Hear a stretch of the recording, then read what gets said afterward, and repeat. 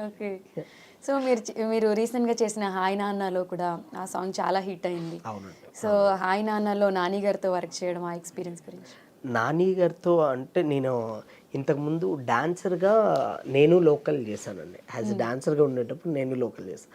అలాంటిది మళ్ళీ ఆయనతో కొరియోగ్రఫీ చేసినప్పుడైతే అసలు చాలా బాగా అనిపించింది. అంటే అంటే ఏదో మన పక్కింటి ఒక బ్రదరు, హ్మ్.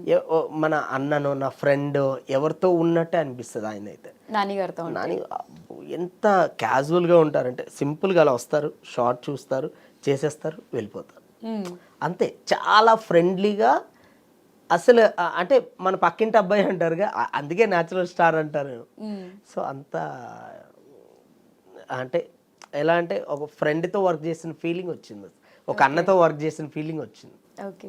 యాహ్! సో ఇప్పుడు తెలుగులో కాకుండా అదర్ లాంగ్వేజెస్‌లో కూడా ఏమైనా వర్క్ చేస్తున్నారా?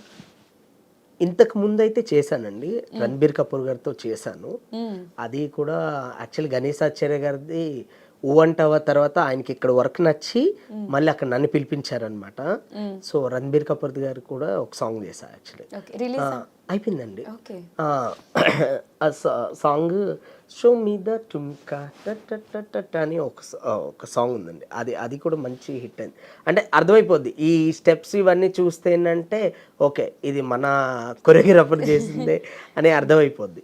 ఓకే. యాహ్! యాహ్! సో ఇండస్ట్రీలో మీరెవరికైనా స్పెషల్ థాంక్స్ చెప్పాలంటే ఎనీ 3 పర్సన్స్ ఎవరు చెప్తారు? అంటే ఫస్ట్ అసలు ఇండస్ట్రీలోకి వస్తానని అంటే నాకు డాన్స్ మీద ఫస్ట్ ఇంట్రెస్ట్ క్రియేట్ అయింది అంటే ఫస్ట్ చిరంజీవి సార్‌కండి. హ్మ్. తర్వాత Bunny sir and Sukku sir చెప్తా. ఓకే. యాహ్! ఓహ్! యాహ్! వీళ్ళు ముగ్గురే ఇంపార్టెంట్. ఓకే. విజయ్ గారు ఫీమేల్స్‌లో ది బెస్ట్ డాన్సర్ ఎవరు అంటే ఎవరి పేరు చెప్తారు? సాయి పల్లవి ఆర్ పేరు శ్రీలీల. మీరే అంత గ్యాప్ ఇచ్చారు. అంటే టఫ్ క్వెషన్ అడగాలని చెప్పి.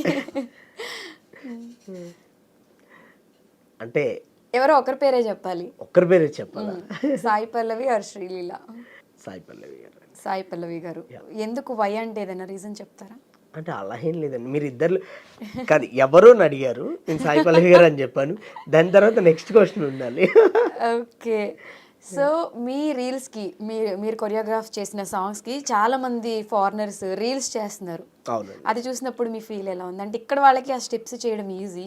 బట్ ఫారినర్స్ మన స్టెప్స్ చేయడం చాలా కష్టం. అవునండి. అది మాత్రం నిజమే. బట్ అలా చేస్తున్నప్పుడు ఏంటంటే అంటే మన సినిమా అవ్వని, మన సాంగ్స్ అవ్వని అంత రీచ్ అవుతుందంటే అంత అంటే మన కంటెంట్ కూడా అంతే బావుంది.